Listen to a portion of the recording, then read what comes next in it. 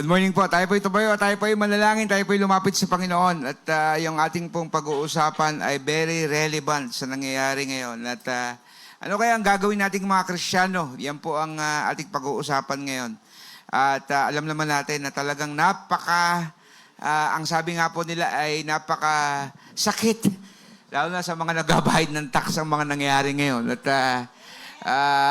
pero ano ang stand nating mga Kristiyano dyan? At tayo po'y humingi ng katalinuhan sa salita ng Panginoon na ibabahagi sa umagang ito. Lord, we thank you for the privilege that we were able to absorb your word this morning.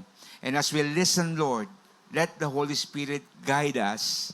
Let the Holy Spirit teach us so that the truth will be exploited, Panginoon. At yun po ang gusto naming mangyari. Matuto kami ng inyong salita na doon kami kukuha ng mga sagot sa aming mga katanungan at kung may nag-aambang galit sa aming puso, maibsan po namin ang mga bagay na ito sa pamamagitan ng inyong salita.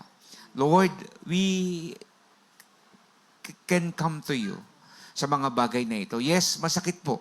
Sapagkat alam namin na kami po ay taong bayan at napakinggan namin kanina na patuloy niya pa kami tuturuan na sumunod sa aming mga namumuno at patuloy pa rin pong magbayad ng aming buwis. Pero sa aming pag-aaral na ito, makita namin na kayo ang makapangyarihang Diyos na pagka aming sinunod, naroon ang pagpapala. Lord, dalangin ko na tulungan mo kaming maunawaan ng inyong salita sa umagang ito. Patawarin mo kami sa aming mga nagawang kasalanan. All these things we ask. In Jesus' name we pray. Amen at amen. Alright, so, ang ating pong pag-uusapan ngayon is very relevant, no? Ano ba ang greed sa Tagalog? Kasakiman, no? Lahat ng tao sakim sa posisyon. Diyan, ano yung symbolize na mga kasakiman dyan? Lahat ng greed. Pati yung tinatawag dati na pwede mong yung hustisya. Ayan, because of greed. Ano pa? Pwede mong yung health. Pwede rin considered, no? Power. Ayan, yung financial, no? So ngayon sa mga bagay na ito mga kapatid, ano yung pwede po nating gawin sa problemang ito? Slides please. Ayan. Ang ating pong pag-uusapan ngayon ay breaking free from greed. Namatagpuan po sa 1 Timothy chapter 6, verse 6 to 10. Slides, please. Basa nga pong sabay-sabay tayo. Maganda po ito. Alright. 1, 2, 3, go. 1 Timothy chapter 6, verse 6 to 10. But the good that man is great gain. For we brought nothing into the world, and we can take nothing out of it. But if we can have food, clothing, we will be content with that. People who want to get rich fall into temptation and the trap and into many foolish and harmful desires that plunge men into ruin and destruction. For the love of money is the root of all evil. Some people eager for money have wandered from the faith and pierced themselves with many griefs. Puri ng Panginoon sa pagbasa ng salita. So we could say that this is the part 2 nung diniscuss ni Pastor Boying last time. Grabe, no? Slides please. Ayan. By the way, what is greed? Ayan. So ito yung definitions ng greed. Greed is an excessive desire to acquire or possess more than what we need or deserve, especially with respect to material. I try to research, no. Kung titignan po, ang natural resources ng Pilipinas ay sobra-sobra sa pangangailangan ng mga Pilipino. Do you agree with me? Tama po ba? We are the most blessed nation in the world. If we look at our sea, we have the best coral reef. And pagka maganda ang coral reef, definitely maganda rin ang ating pong mga lamang dagat.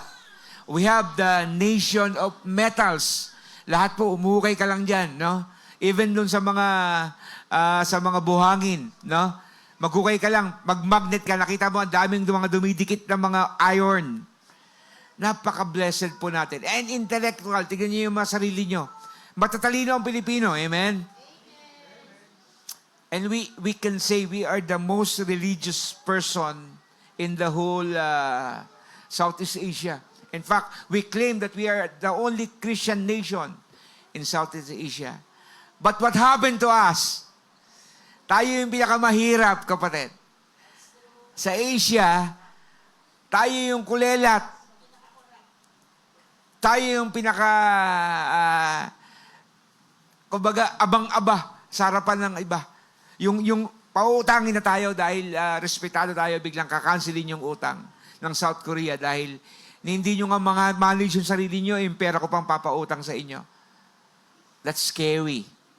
Nakakatakot po yan. So, it's about time that this pulpit will teach about this thing called greed. Alam nyo, marami tayong ganyan. Even me. No? Sample po, basic example niyan. Ilan ang sapatos mo sa bahay? Sabi nga nung, dadalawa lang ang paa mo, pero ang sapatos mo ay 10. Tama po ba? That's greed. Tignan mo yung closet. Tama. Umaapaw yung damit. Umaapaw yung mga katakot-takot na mga stocks.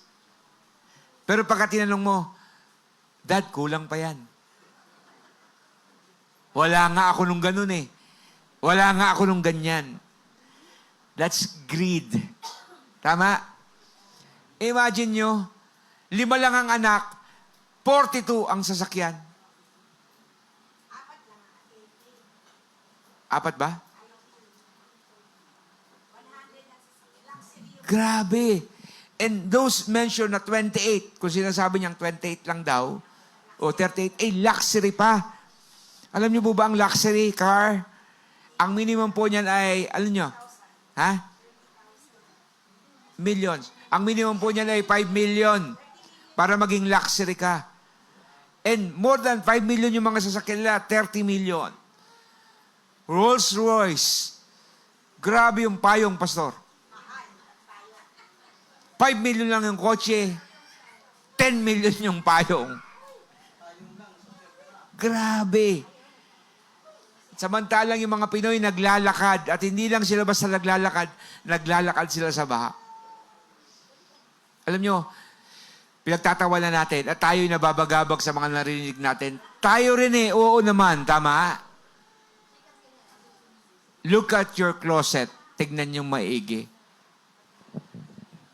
Ilang araw ka lang lumalabas. Di ba? Ako, nagkaroon kami ng konting prinsipyo ni Mrs. na before you buy, you should give. Bakit? Wala kaming paglalagyan eh. Yung aming shelf, sakto lang yun. Sa sapatos. Kailangan nating mag-out. Pag bumili ng isa, lipat ng isa. Ganoon lang ang prinsipyo. And the reason for that is yung tinatawag natin na greed. Discuss last week ni Pastor Boying about yung mayaman. Tama?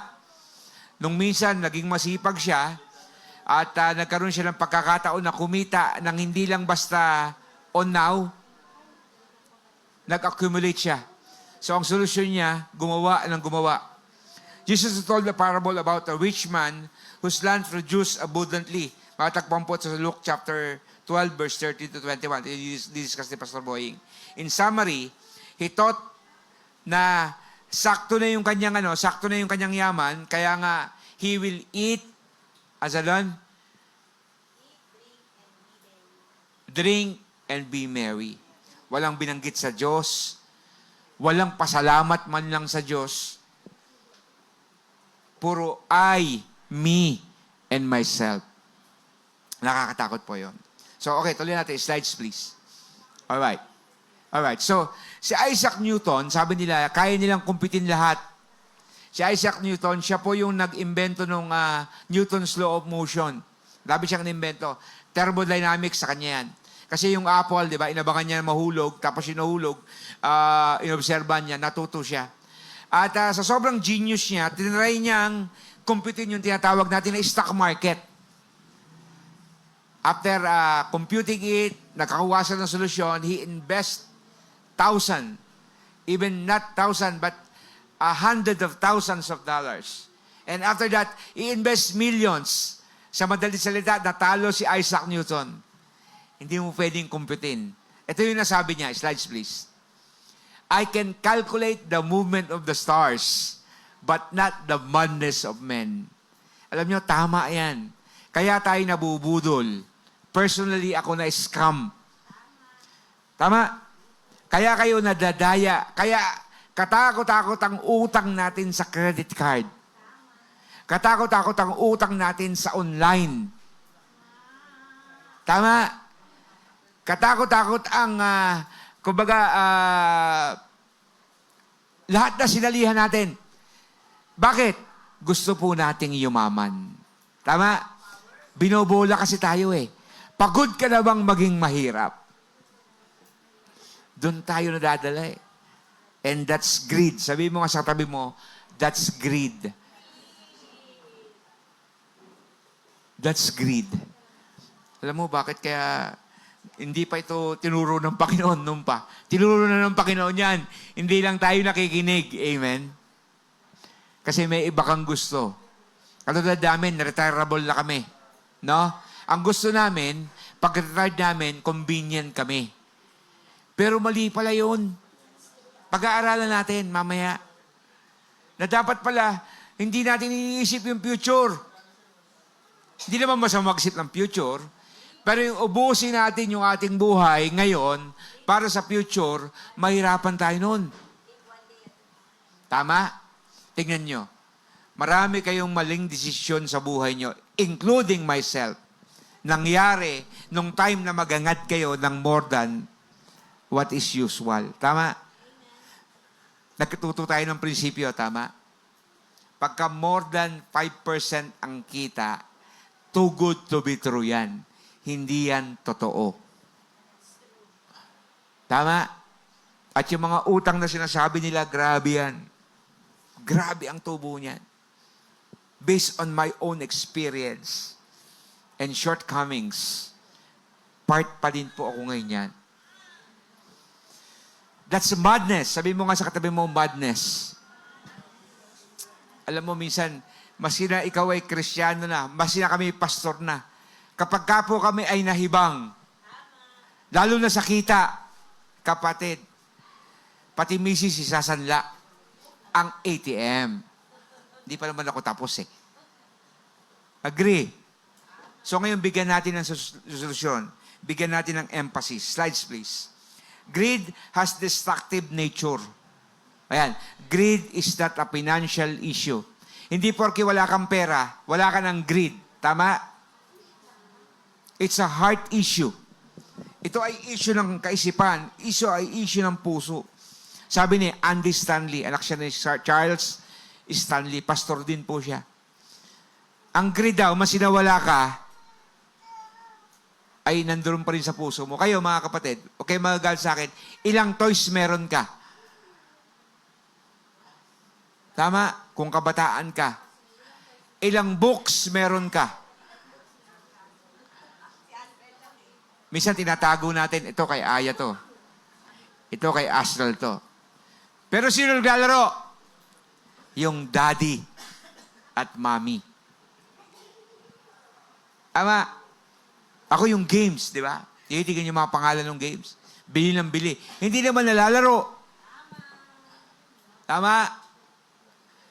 When was the last time you teach? Magandang prinsipyo yun eh. Ako natutulong, nabasa ko lang yun eh. Pagka daw ikaw may major decision, you have to sleep on it. Pag-isipan mo muna, itulog mo muna. Ang tawag doon, impulse buyer. Huwag kang impulse buyer. Kasi tama yung sinabi ni Pastor Boying kanina eh. Nagtatago ngayon yung greed sa salitang sale. Red tag. Sale. Buy one, take one. Pero pagka tinignan mo, kapatid, presyo din ng dalawa talaga yun. Tama?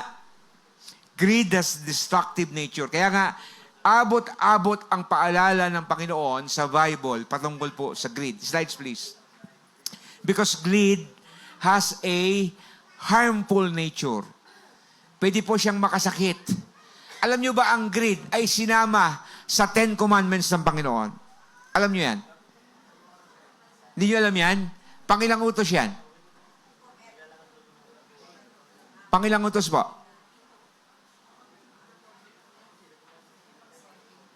Thou shalt covet thy neighbor's good.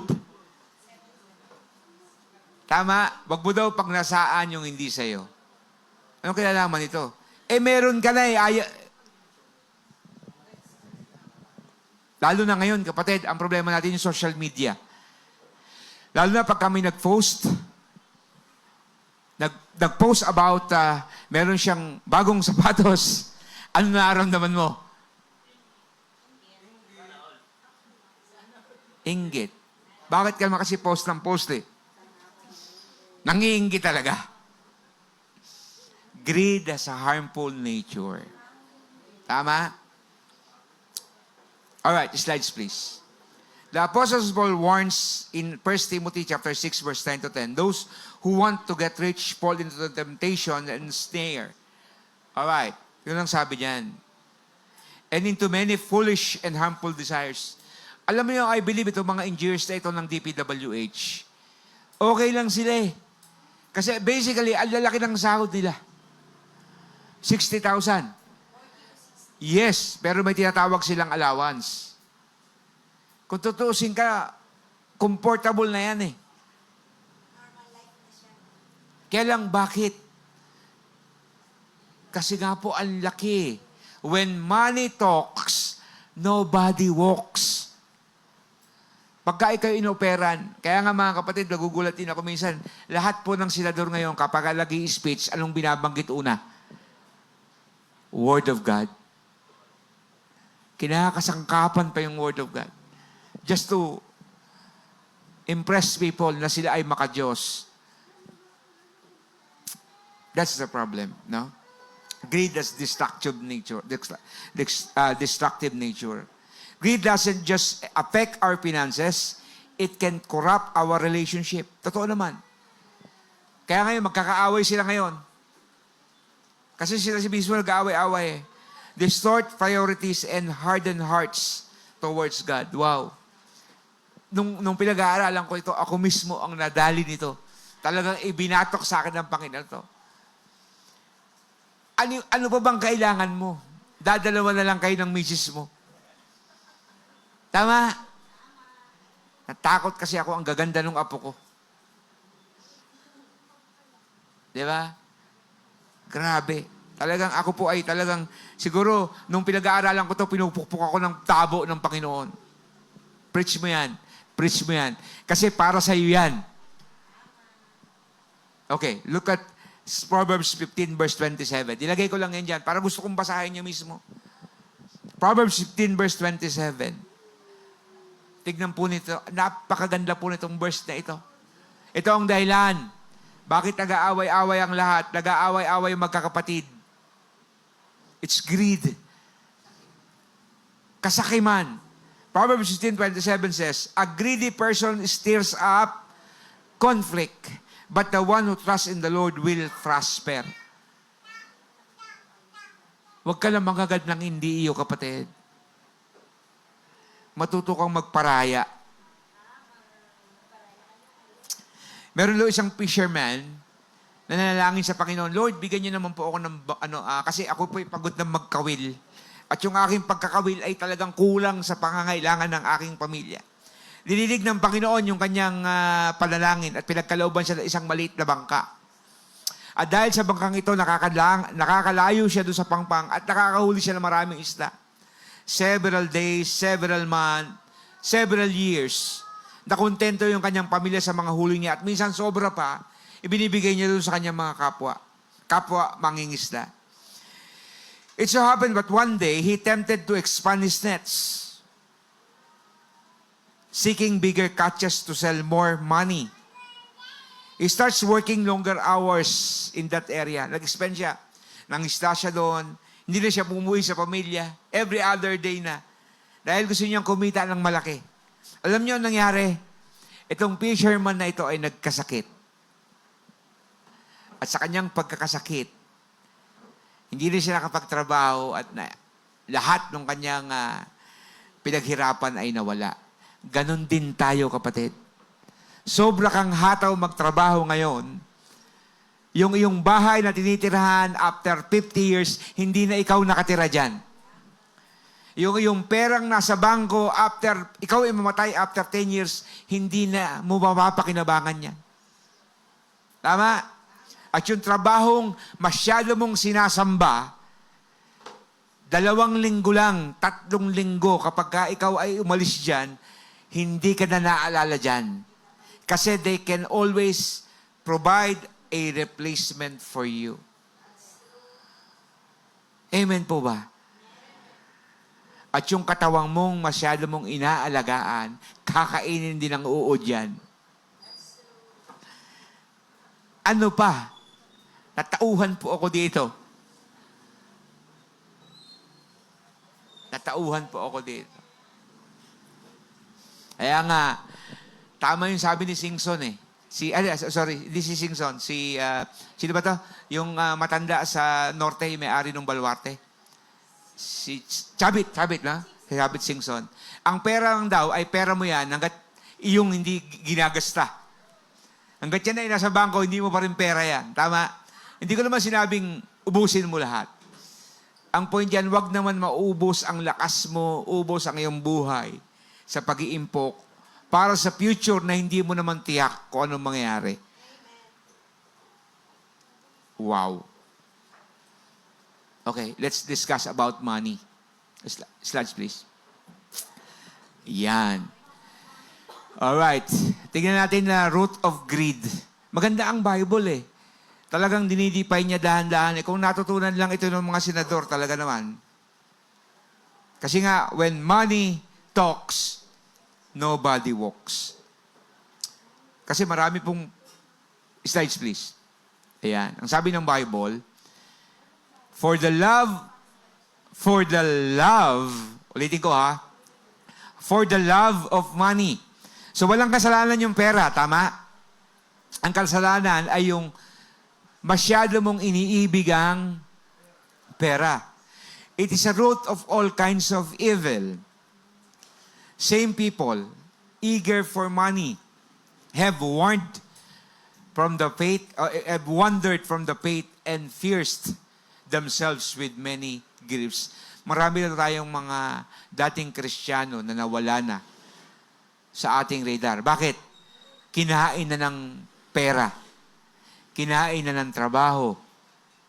Kinain na ng lahat ng bagay. Kinain na ng material na bagay. Grabe. Greed. Sabi mo nga sa katabi mo, greed. Pastor, may sinasabi din naman ng pera ang Panginoon. Hindi po kasalanan ng pera. Amen? Bakit? Kasi ganito po, slides please. Meron ding sinasabi ang Panginoon tungkol sa pera. Slides. The truth about money. Ayan. Exposed ito natin, no? The truth about money. Number 1, baka hindi nyo po alam ito. Ecclesiastes 7 verse 12. Ayan. Alaga naman mahal ang pera. Kaya nga gusto nating manalo sa loto. Tama? Kasi pagka may pera na tayo, alam na natin na secure tayo. Hindi rin po. Kasi yung mga nanalo sa loto, yun yung mga kinikidnap. Yun yung mga iniiwanan ng asawa.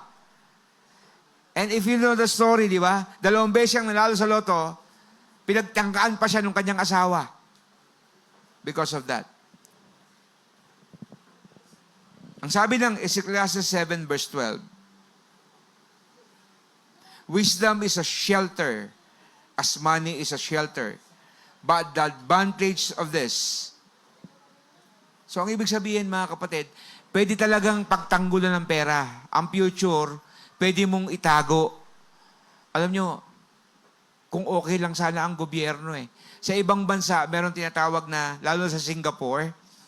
So ang nangyayari po ngayon, ikaw ay magtatrabaho ngayon. Ilalagay mo ang pera mo, part of your salary will be put into government. Tapos yung government, dapat yung employer mo, tatapatan yung investment mo. I think double, triple yata. Tapos, pag retired mo, pwede mong kunin yon. That's good if tama yung gobyerno, pag maayos yung gobyerno. Kaya nga po, walang Singaporean na, kung tutuusin wala pong maghihirap pagkatapos ng retirement. Makikita mo yung matatandang mga Singaporean pag nandoon ka, patiti. Nagbibir lang sila sa ilalim ng mga ang tawag nila flat, yung parang multi-story na bahay na nandoon sa ilalim. Kasi nga po, may mga pera sila. Kaya lang po sila, makikita ka na may mga nagsusuicide. Alam nyo, ang highest suicide rate sa Asia ay Japan at Singapore. Kasi ito yung mga taong nai-scam. Pagka nawala na yung pera nila, patay na. Kasi nga, money is a shelter. Tama naman. And this give us warning. Minsan, pagka marami kang pera, nag-iiba ang ugali mo. Totoo? Totoo po ba? Dati, nung may pera yan pati ang punta sa bahay niyan Ngayon, nung walang pera, hindi ako kilala. Nung nangungutang yan, kaibigan ko yan. Nung sinisingil na, break na kami.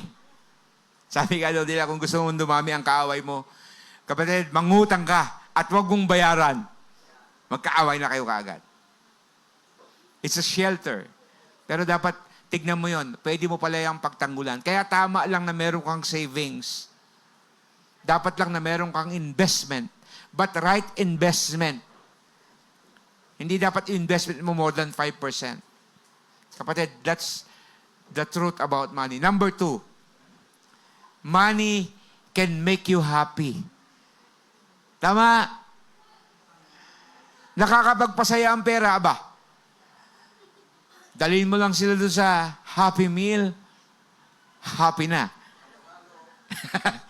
Mag-treat ka ng halo-halo. Mag-treat ka ng di ba? Ang sabi ng Bible is Genesis 10 verse 19. Tingnan niyo po ninyo. A feast is made for laughter. Yung kasiyahan daw ay para sa pagtatawanan. And wine makes life merry. At ang alak daw ay merry. Nakakapagpasaya. But money is the answer to everything. Grabe. Tama. Pag may sakit si Rose, masama pakiramdam niya, nagtatampo yan, lahat inaaway niyan. I-date ko lang yan sa mall. Pag uwi, payapa na. Wala naman kayong binili. Pangakuan mo lang siya, bibili kita niyan, bibili kita niyan. It makes happy. Tama. Kaya nga po, tandaan natin yung pera, hindi naman talaga masama yan. Ang problema yung pag-ibig mo sa pera. Mas yun ng linggo, wala kang panahon sa Diyos. Trabaho ka pa. That's the love of money. This Proverbs, yung sa Ecclesiastes 10 verse 19, describes how, from a purely worldly perspective, money can provide for immediate needs and early pleasures. However, the book of Ecclesiastes contrasts to this, a larger message that life under the sun without God is ultimately meaningless. Tandaan natin, mas marami kang pera at wala sa iyo ang Diyos, baliwala yung yaman mo. Amen? Ito po ang hindi ko maintindihan Yung mga politiko natin, kaya yaman na niyan. Pero gusto pa rin nila. Kasi meron pong mas nakaka-addict bukod sa pera, and that's power. Sugapa sa kapangyarihan. Amen? Kaya nga, yung anak, ipapalit sa kanya. Yung asawa, ipapalit sa kanya. Kung sino pa man, ipapalit sa kanya. Grabe. Kaya nga po, ang tawag doon ay dynasty. Ngayon, yung mga nepo babies. Tama ba yung pastor? Nepo babies ba? Yung mga nepo baby, ito yung mga anak ng mga politiko na ipinoplont yung kanilang mga yaman. Lati pagka ikaw ay, di ba, government employee, lalo na ang magulang mo, dapat nga, simple ka lang. Tama ba, Rose? Hindi ka pa pwedeng ikaw yung naka-Rolex. Kasi nga, pag-iisipan ka Parang mga pastor, nung araw, nahihiya kami, pagka naka-Jollibee kami, lalo na ang pera namin galing sa simbahan mismo, nahihiya kami. Kasi bakit, pinang-Jollibee ni pastor yung touch mo. Kaya nga po, sa biyaya ng Panginoon, ang mga pastor ng Lakeview, meron kaming sarili naming trabaho, pinagkakitaan, para wag kaming susumbar. Kasi hindi ko kaya yon. Si pastor bago sasakyan, tinira na naman yung tithes and offering. Yung pastor, nagpapaaral sa mga mayayaman yung school niya. Pag-iisipan siya ng mga membro, lang ang mga membro matatalino. Money is the solution to everything. Pero in reverse, marami namang pastor ang nasisira. Hindi po sa doktrina. Hindi po sa babae. Alam mo yung sa nasira ang pastor? Sa pera. Bakit? Kasi yung treasurer niya, asawa niya. Diba? Kaya dito si CA. CA, safe na safe. Bakit? Wala siyang minamanage. Walang pera eh. Para hindi tayo pag-iisipan, Kuya CA, no? Ano ba si Kuya CA? Tayong pera. Alright. Ito na yung final. Yan. It's the root of, slides please.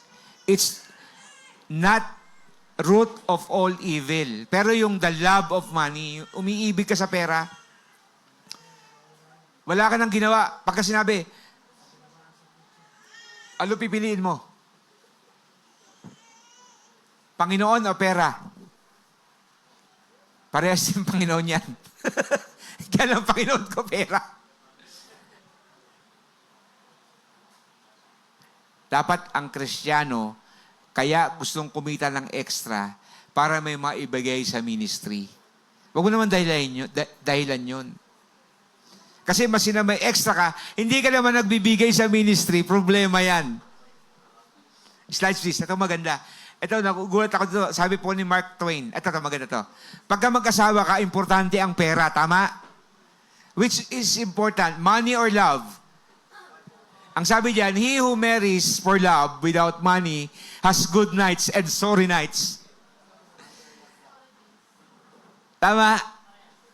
Kaya nga tayo, pagka po nag-aasawa, anong sinasabi ko? Kaya mo na bang buhayin yan? Kapag kaya mo nang buhayin, pakasalan mo na. Kasi tandaan natin na pagka po walang alaman ng sikmura, yung pag-ibig nawawala. Nababapas. Pagka gutom, yung deliryo, mas malalim yun kesa sa kapugian. Gutom eh. Hindi mo mapapasaya yan. Tama siya. Sabi ni Annie De Franto. At Tagalog po yan eh. Siya, he who marries for love, mga kabataan na gusto mag-asawa, piliin nyo yung may trabaho. Ako, nagka-qualify ako eh. Nung tinignan ko si Rose, una, ako walang trabaho. Bagong graduate ako noon. Gandang lalaki lang ang puhunan. Ekis pa nga. Diba? So ngayon, ano qualification ko para sa nililigawan ko? Number 1, dapat may trabaho. Hindi maganda. Kasi yung maganda, pagka walang trabaho, pumapakit din yun. Tama. Pwede naman both. May trabaho. During that time, si Mrs. dalawa trabaho niya. Sugapa din. Greed. MWF. Kasi nung araw na, part-time lang siya sa City Hall yata eh. Monday to Friday yata. Monday, Wednesday, Friday, City Hall. Pagka Tuesday at Thursday sa church. Sabi ko, okay to ah. Check. Tsaka ako nililigawan. Diba? Kasi ito po ang natutunan ko sa tatay ko. Ang sabi ng tatay ko, dapat daw yung babaeng pakakasalan mo, yung pwedeng mabuhay, masinawala ka.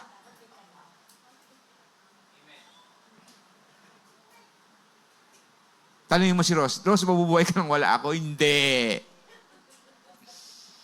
Sinabi niya lang yon. Pero matagal na siyang buhay, masinawala ako. Amen? Kapatid, ganun po dapat. Kaya nga po minsan ano tayo, pogi, ayan. Hindi ko inahamak yung mga mabababang uring trabaho ha. Maraming mga trabahong masisipag naman sila. Diba? Okay, slides please, slides. Ito pa isa, maganda to, slides to. Ayan. Ito naman isang problema pa. lack of money is the root of all evil. Pagka daw wala kang pera, nakakaisip ka ng mga masasamang bagay. Tama? Nanunuba ka. Tama? Wala kang pera eh. Akala ko, ito yung reverse ng biblical. Ang nagsabi pa nito, kaya dalawa yan eh, si Mark Twain tsaka si George Bernard Shaw. I think they are one of the famous in the US. You see, si Mark Twain, siya yung author. The lack of money, hindi love of money, is the root of all evil. Tama? Ito yung para sa mga mahihirap na walang ano sa buhay. Nagnanakaw. Ito po nakakapagtaka sa Pilipinas. Naalala nyo yung nabalitaan nyo yung nagnakaw ng gatas. Tama po ba? Kulong.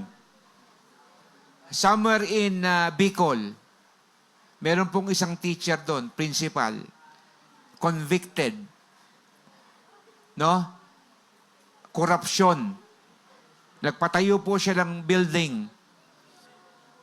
Ano po siya? Convicted. Life imprisonment. Alam niyo magkano ang ninakaw ng principal?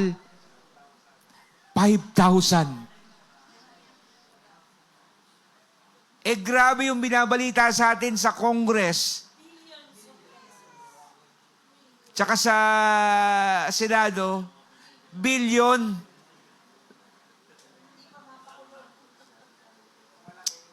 Kaya nga inuna ko kagad sa inyo eh. Obey those who obey you. Kalma lang. Kalma lang. Hindi lang dito ang buhay. Tama? Hindi lang dito ang buhay. Slides please. So wag kang mag-iisip na masama. Alright. Ito, solution to greed. Siyempre, gusto natin, no? Solution to greed. So tandaan natin na kaya tayo nag-greed kasi meron tayong takot sa puso. Tama? Bakit ka nag-hoard? Halimbawa, marami kang iniipong mga bigas. Naalala ko nung araw, si Rose, dadalawa lang kami, 3 lang kami kasama si nanay. Si nanay hindi lang mahilig kumain. Ganon din si Oreo, yung aming aso. Pero meron siyang freezer na malaki. Hindi lang malaki, tama-tama lang. Yung malaki nilagay niya sa church eh. Every time na mag-grocery kami, pinupuno niya, hindi nagbago yung grocery namin, yung pa rin amount. Nung nakatira yung mga bata. Tinanong ko siya, Rose, bakit ka ba naglalagay niyan? Sabi niya, pagka daw dumating yung big one, meron daw siyang kakainin. Sabi ko, Rose, kung dumating yung big one, ewan ko kung makain mo pa yan. Alam niyo yung big one, di ba? Yung lindol. Tapos kapatid, ganito ang ginawa namin. No? Tinanggal namin yun. Kasi malakas sa kuryente. Meron kami maliit na ref. O yan. Tama-tama lang. O di sakto lang. Pagka nauubos, papalitan, nauubos, papalitan. Ganun lang prinsipyo, kapatid. Yang hoarding na yan ay may kurungan takot. Ngayon, bakit ba ang tao natatakot? Kasi mali yung kanyang takot. He is afraid of the future in which he is supposed to be not. Why? Because, di ba sabi nung kanta, because He lives, I can face tomorrow. Because He lives, all fear is gone. Because I know, tuloy nyo, He holds is the living just. See? Bakit ka matatakot, kapatid, sa future? Eh, merong tayong Jesus na nagbigay ng buhay para sa atin. Look at this. Tingnan natin. Slides, please. The fear of the Lord is the beginning of wisdom. And the knowledge of the Holy One is understanding. Kapatid, dapat mag-pray pala tayo ng ganon. Lord, takot ako sa'yo. You hold the future. Hindi ako takot sa future. I hold everything to you. And that's understanding. Kapatid, huwag mong kakalimutan na to na God is always there for us. Slides, please. Ayan. Ano yung solusyon? Ang sabi doon, godliness with. So yun pala ang solusyon. Sabi mo sa katabi mo, godliness with. So yung pagiging makadiyos, yun pala ang solusyon sa greed. And contentment. Godliness represent your faith because there's God.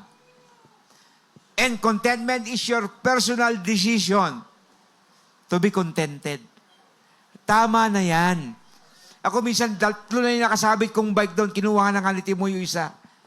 Gusto ko pang bumili ng bike. Hindi naman ako nagbabike. Greedy. Kaya nga to si Riri, swerte to sa akin. Pero kami nasa istampa. Meron na naman ako ibibigay sa iyo, kuya. Kasi bumili naman ako ng isa eh. Na? Sino po ngayon ng 12 inches ang pa? 11. Taas ang kamay. Meron kayong sapato sa akin.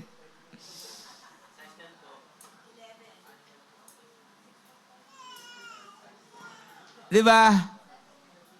Alam nyo, kung ganito lang po tayo, wala siguro, ang church po natin, we will never run up our blessing. Bakit? Kayo po ay yung ibigay yung tithes nyo, ay yung ibigay yung commitment mo sa church. Kasi natatakot kayo na pagka ibinigay nyo yung commitment mo sa Panginoon, maghihirap kayo. Wala kayong pamasahe. Kapatid, problema yan. Ang sabi ng Bible, wala kayo dapat pinagkakautangan. Sinabi ng Panginoon, dapat wala kayong utang sa akin. Ano ang unang-una nyong inuutang sa budget nyo? Pansinin nyo. Tithes. Lord, hindi mo na kita bibigyan. Bakit ba nauna ang tithes muna? Sa program natin. Pwede pa kayong umabol. Kapatid, wag na wag nyong pagdadamutan ang iglesia. Mahal na mahal ng Panginoon yan. At wag na wag nyong aawayin. Tingnan nyo. Ephesians 5:25. Meron diyang statement ang Panginoon na binanggit na napakagusto kong iintindi sa inyo. Hindi mo iniintindi ang church. Ayaw mong magsimba. Ayaw mong gawa ng paraan para makatulong ka sa church. Tingnan po nito. Ephesians chapter 5 verse 25. Husband, love your wife as Christ loved the church and He gave His life for it. Ibinigay niya yung buhay niya para sa iglesia. Tapos ikaw, tithes lang, ayaw mo ibigay. Tapos nananalangin ka, Lord, bigyan mo naman po ako ng pera. That's greed. Slides, please. Maganda to. Ito po. Ito yung point system ko. Hindi ko na masyadong inintindi yung mga dyan. Ito po, 5 bagay lang ito. How to overcome greed. How to overcome. Importante po ito. Importante po ito. Paano po natin, ang tawag dito? Paano po natin overcome? Ano ba yung overcome? Mapagtagumpayan ang greed. Number 1, slides please. Cultivate trust in God's provision. Ipoprovide ng Panginoon yan. Ang sabi ng Bible, tingnan po natin yan. Matthew 6:26. Nakikita nyo ba yung mga animals, mga ibon sa parang? Hindi sila hindi daw sila nagtatanim, pero kumakain sila. Kung yung mga ibong yan, mga kapatid, ay walang bilang yan sa tao. Kasi pinang-aalay lang yan eh. Wala ka pang bilang sa Panginoon. Are you with me?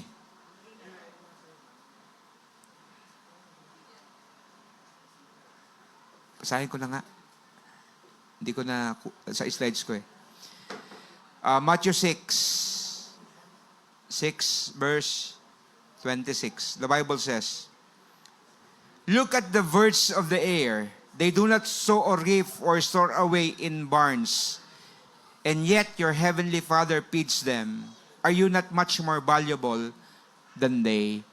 Pastor, bakit kami nagugutom? Kapatid, baka may mas malalim na dahilan. Baka kaya ayaw kang pagpalain ng Panginoon. Kasi bakit? Baka tamad ka. Kasi yung ibon, kapatid, yan ay naghahanap ng mga makakain eh. Tama? Nakakita ka na ba ng ibon na nandoon lang sa sapugad? Yes, kung maitlog siya, oo. Pero regular na ibon, kapatid, yan ay humahayo. Anong ginagawa niya? Naghahanap siya ng makakain, naghahanap siya ng uod. At ang sabi nga nila, the early birds catches the early worms. Gigising ka, tanghali na eh. Wala ka nang aabutan. Yung trabaho mo na trabaho na ng iba. Amen? Tanghali ka gumising eh. Gising yayamanin. Pastor, call center ako eh.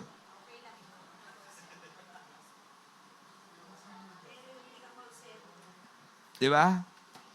Yung call center, may trabaho yun. Ikaw wala. Tama. Cultivate trust in God's provision. Lord, bahala ka na sa maghapon. Tsaka dapat dagdagan ng konting sipag. S. Tama? Yung panalangin, dadagdagan ng konting sipag. Tama? Hindi lahat ng masipag, kapatid, ay yumayaman sa mundo. Tama? Yung basurero sa amin, hanggang ngayon, basurero pa rin siya eh. Yung nagtitinda ng, yung pa rin hanggang ngayon. Masipag yun, araw-araw yun, umiikot yun. Dagdagan ng konting diskarte. Tama? Ano yun? Yung magbabalot. Kung dalawa sila nung anak niya, di dalawang basket ang mauubos sila. Naalala ko tuloy yung pagpunta ko dyan sa may Manila, naglalakad pa ako na wala pa akong sasakyan eh. Meron dyan na mamalimos. Talaga ang laki ng lata niya eh. Talagang pagka binigay mo, ting! Araw-araw yun, dumadaan. Hanggang sa nagulat na lang ako, may dalawa lang lata. Sabi niya, okay ka. Tinanong ko, bakit dalawa lata mo? Siyempre, lumaganda negosyo. Nagtayo ako na isa pang branch. Tagal ng joke yun. Nagtayo ako ng isang branch. Kung yung Ruby nagtatayo ng isang branch, ikaw pa. Hindi pwedeng isa lang nagtatrabaho sa pamilya, dagdag ng dalawa. Tama? Sabi ko nga sa inyo, mga sinusuportahan ko, yung mga taong masisipag eh. Alam nyo si Tito Danny Karandang, meron pagkakataon sa buhay niya na talaga siya'y tumigil sa pag-aaral. Danny Karandang, sino nakakilala sa kanya? Yung nag-aayos ng docs natin. Kasi pinag-aaral niya si Tita Joy. Tama? O baliktad, it's the other way around. O si Tita Joy uminto. Kasi pinag-aaral na si Tito Danny. Si Tito Danny, naging banking and finance, nung makapagtapos siya, tumuloy naman mag-aral yung kanyang kapatid, nakatapos sila. Alam niyo, pag ang buhay may direksyon, may takot ka sa Diyos pero may direksyon, kapatid, kaya mo ipagtagumpay ang buhay. Amen? Hindi porke mahirap ka. Lahat naman tayo dito, wala namang mayaman dito, tama? Meron ba dito taga-Ayala? DPWH?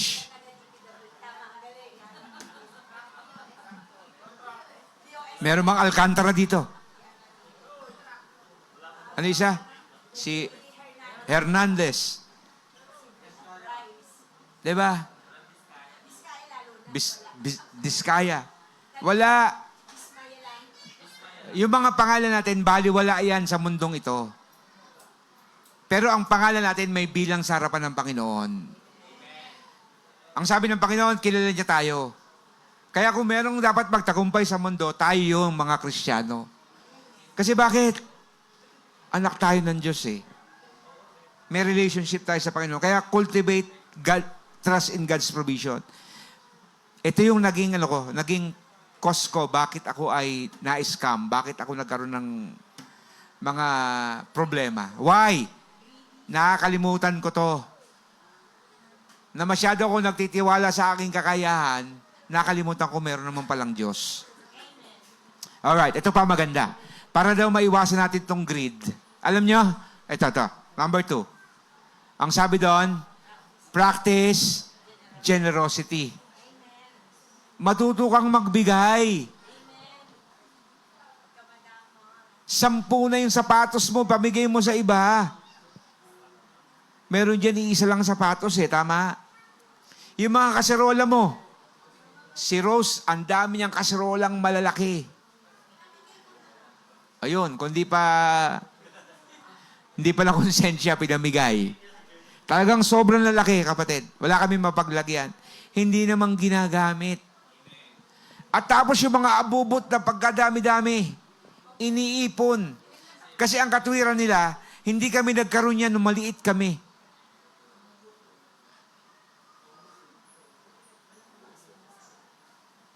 Tama. Nakikita nyo, ang baso namin, basag na. Nandoon pa. International yung baso namin. May bigay ni Mayor. Bigay ni ganyan. Bigay ni ganon. Hindi pa nabubuksan. Dinispose na namin, mga kapatid. Ako yung coffee maker ko, dati po'y 3. Hindi naman gumagana lahat. Isa na lang ang nilagay ko doon. Alam nyo, kapatid, magiging maalwan ng buhay nyo. Pagkakukunti lang. Eh, hindi yung naku po. Huwag ka magagalit, ma, ha? Ang dami mong plastic.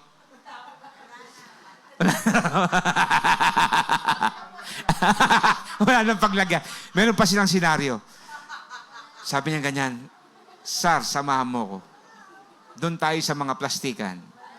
Wala na si papa mong lalagyan ng baon niya. Pagbukas ko ng cabinet, grabe.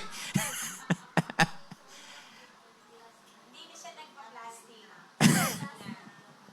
Social na siya ngayon. Practice generosity. Matuto kang magbigay. Huwag kang madamot. Tama? Pamigay mo. Dami ko palang pamimigay sa inyo doon. Pili lang kayo doon. Mga gamit sa motor, damit. Ito, prinsipyo ko ha. Huwag sabihin mayabang kami. Pagka po 2 taon nang nasa cabinet nyo, ibig sabihin hindi nyo ginagamit yan. Hindi pa wala naman kayong pambili. Hindi ko sinabing bumili ka. Ang sabi ko, gamitin mo.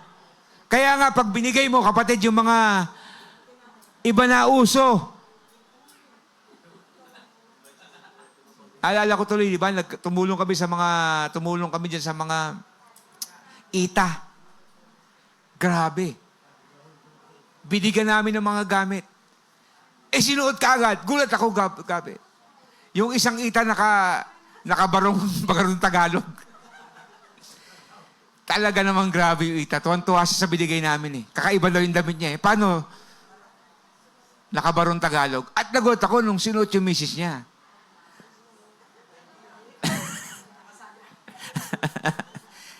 Imelda Marcos ang dating. Pamigay nyo. Kala ko nga, maliit na yung bahay ng nanay ko. Makakahiga na sila. Lalo pa rin sila. Well, anyway, mahal mo. Bahala kayo. Kaya bahay nyo naman yun Practice generosity. Magbigay. I-let go. Number 3. Ito maganda to. Seek eternal perspective. Kaya matuto kayo magbigay sa church. Kasi alam nyo, kung magbibigay kayo, mga lingkod ng Diyos ang bigyan nyo. Kaya hindi ako madamot sa mga gawain. By the way, yung 2, yun yung sinasabi ni Pablo doon sa Corinthians na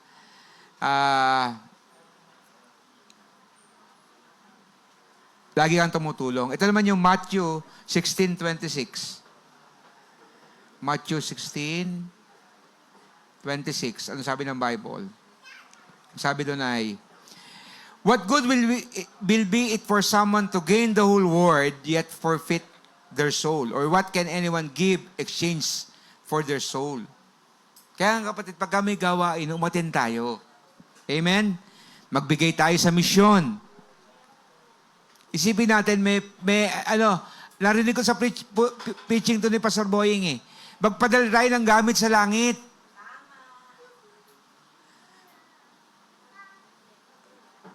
Huwag tayong madamot. Uy, salamat sa Panginoon pagka dumadating yung mga missionary dito, masino-sino, nagugulat ako sa inyo, may mga nag-aabot. Alam nyo kasi, yun yung pondo nyo sa taas. Hindi naman yan bayad sa langit para makapunta doon. Yan ay para sa inyo rin. Amen? Rewards nyo yan Ito maganda. Ito po, ito, aray ko. Sa akin ito eh. Ako mismo ito, number 4. Tingnan nyo, number 4. Embrace simplicity. Simpleng buhay lang.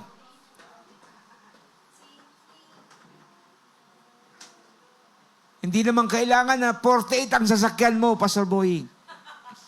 Mahirap i-change sa yun. Ako nga, 2 lang, grabe. Insurance. Minsan tinatanong ko siya, Rose, bumili kaya ako ng motor. Yung motor mo nga doon, kinakalawang na eh. Bibili ka pa. Ito, isampal nyo sa kanila sa preaching na ito. Rose, ito, isampal mo sa akin pag gusto kong bumili. Proverbs 30, verse 8 to 9. Tingnan natin yan. Proverbs 30, 8 to 9. Ay, by the way, mamaya, mag-meeting tayo mga preachers ha, pag-usapan natin yung mga susunod na mga preaching. About current events sa pag-uusapan po natin. Keep falsehood and lies far from me. Give me neither poverty nor riches, but give me only my daily need of bread. Ito'y panalangin po.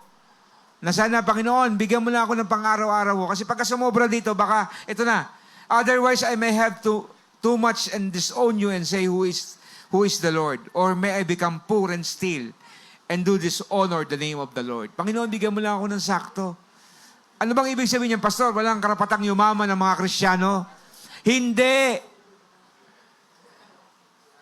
Kasi nga marami na mayayaman sa Bible. Sino mga mayayaman sa Bible? David. Sino? Si Job. Sino ba mayaman sa Bible? Si Abraham. Sakeo. Sino ba? Si Jesus mayaman kasi nga Jesus saves.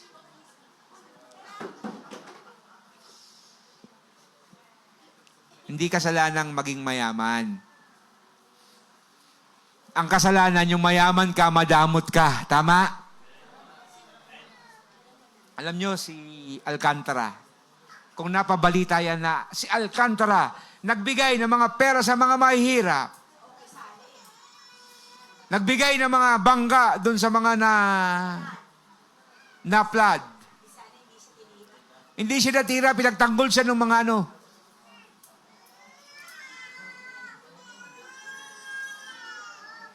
Iyakan yung mga bata. Huwag madamot, huwag madamot. Embrace simplicity. Simple lang.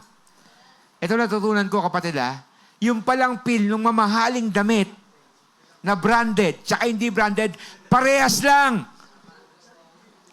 Nilalabahan din pagkatapos. Tama? At maski na anong mahal, lalo na yung brand na buhaya, bumabaho din. Kumukupas din. Parehas din. Anong bibili namin? Kung kaya mo nang bumili ng Lacoste, di bumili ka. Pero dapat yung tights mo, kaya mong magbigay ng kapresyo ng Lacoste. Walang problemang mag-Starbucks ka. Pero baka mas marami ka pang na-Starbucks kaysa na ibigay na tights. Tama?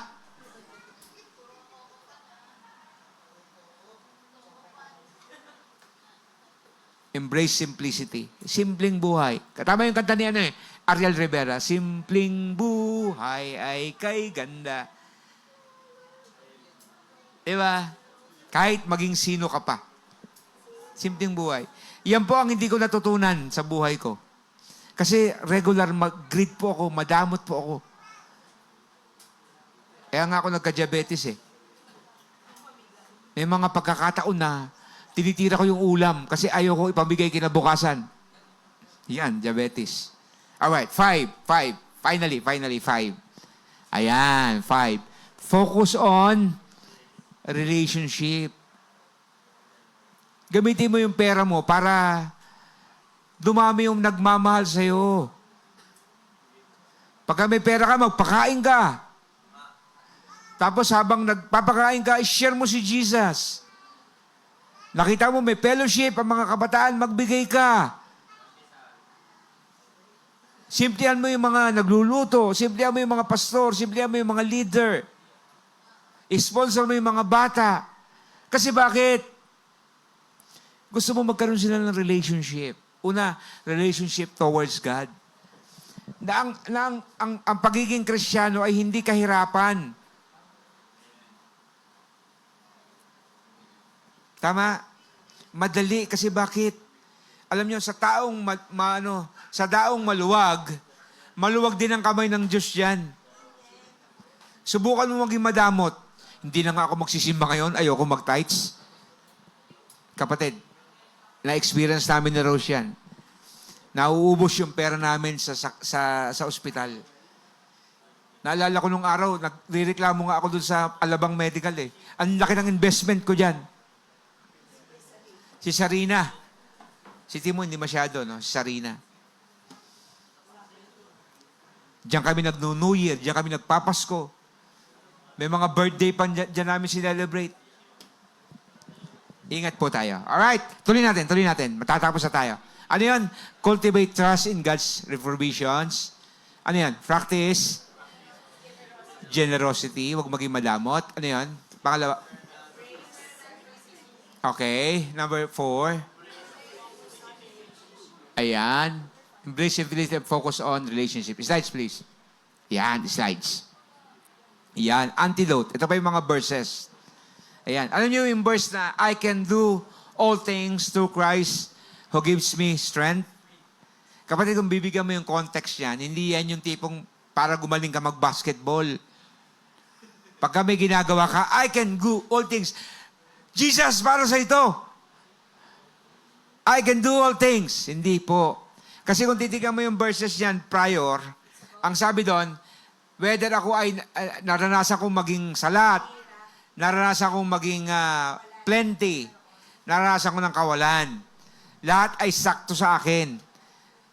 Because through Christ, I can do all things. Ayan. And then Hebrews 13 verse 5, alam nyo yan. Huwag kayong maibigin sa pera. Sapagkat hindi niya kayo iiwanan, ni pababayaan man. Naalala ko nung araw, sila Sister Diday, no? Ayaw magtinda ng alak, pati Yossi. Diba? Sabi nila, maghihirap kayo niyan. Hindi kayo nagtitinda ng mga ganyan. Kapatid, yung nagsasabi nun, patay na. Yung dalawang mag-asawa nandito pa. Nasa Diyos ang buhay eh. Amen? At hindi po nasusukat ang mga bagay na ito sa mga ganyan. Ito po yung reason bakit si Timo, lungkot na lungkot ako pagka-pray ko siya. Lord, ayusin niyo po ang mga kabataan sa kanilang pagtatrabaho. Alam naman natin yung kanyang trabaho, di ba? Gawaan ng... Hindi ko sinasabing masama yun So, ipanalangin natin sa Panginoon na bigyan tayo ng God, honoring na work. Di ba? Alright, let's continue. Proverbs 11:28. Are you with me? Ito maganda. Tingnan nyo, mga kapatid. Yung masyado ka nagtitiwala sa yaman, alam nyo, dati gusto mo mag-invest, lahat inipon mo, lahat ng pera mo, inubos mo sa investment. Ito, Proverbs 11:28. Ito na may salpok na, batok sa akin ng Panginoon ito. Proverbs 11:28. Whoever trusts in his riches will fall, but the righteous will flourish like a green leaf. Wow. Pagka daw ikaw nagtitiwala sa yaman mo, definitely you will die. Alright, so slides please. Ayan, pagbabasahin ko kayo. Slides, ayan. Pakibasa po, sabay-sabay tayo para mawala yung antok. Go. Luke chapter 12, verse 21. This is how it will be with anyone who stores up things for himself, but it is not rich toward God. Mas sinanong impok mo sa sarili mo, kung puro pang sarili yan, baliwala yan sa Panginoon. Amen? Basahin natin to. Basahin po natin. Let's read Luke 12:22 verse 30. Pabalo ko dyan. Slide. Salitan po tayo. Tayo tumayo at ating pong basahin ng salitan.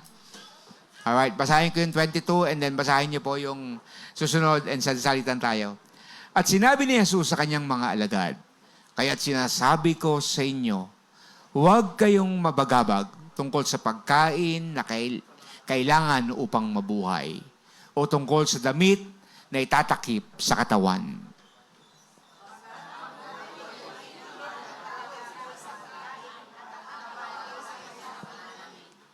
Ang liit ng pamantayan ng Panginoon, no? Pagkain lang tsaka panamit. Pagkain lang. 24. Isipin na lang ninyo ang mga uwak. Hindi sila nag-aasik ni nag-aaniman. Wala silang bangan ni kamalig. Gayon may pinakakain sila ng Diyos. Gaano pa kayo? Higit kayong mahalaga kaysa mga ibon.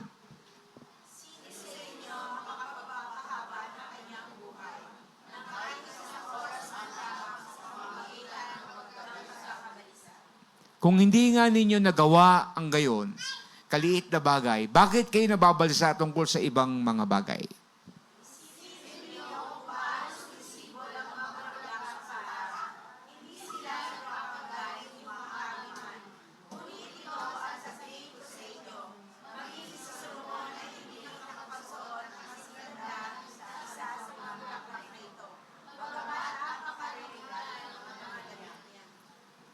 Slides.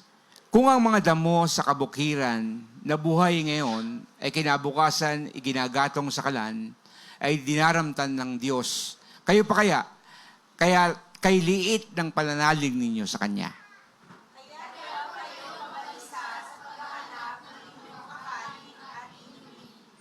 Sapagkat ang mga bagay na ito ang kinahumalingan ng taong walang pananalig sa Diyos. Alam ng inyong amang nasa langit na kailangan ninyo ang lahat ng mga ito.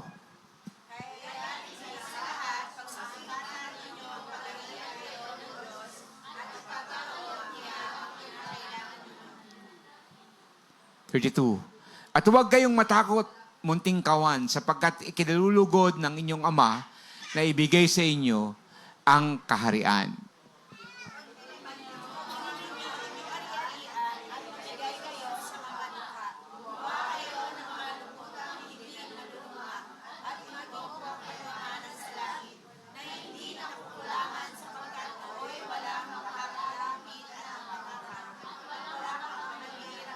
Sabay-sabay po tayo, sapagkat kung saan naroon ang iyong kayamanan, ay naroon din naman ang iyong puso. Tayo po'y manalangin, dakilang Diyos, salamat sa mensahe mo na ang solusyon pala sa kasakiman ay ang pagtitiwala sa iyo. Panginoon, dalangin namin na kanuman ang amin na pag-aralan, ito po ay patuloy po naming ipamuhay. Panginoon, nung hindi mo pinagkait ang inyong anak, ikaw po ay ihemplo ng pagbibigay. Kaya nga, Panginoon, sa aming mga buhay, sa aming mga Kristiyano, maging mapagbigay kami, lalo na sa aming kapwa. Salamat po na marami sa mensaheng ito. Dalangin namin na kayo ang magpuno sa mga kakulangan namin sa mensaheng ito. Sa pangalan ni Jesus, Amen at Amen.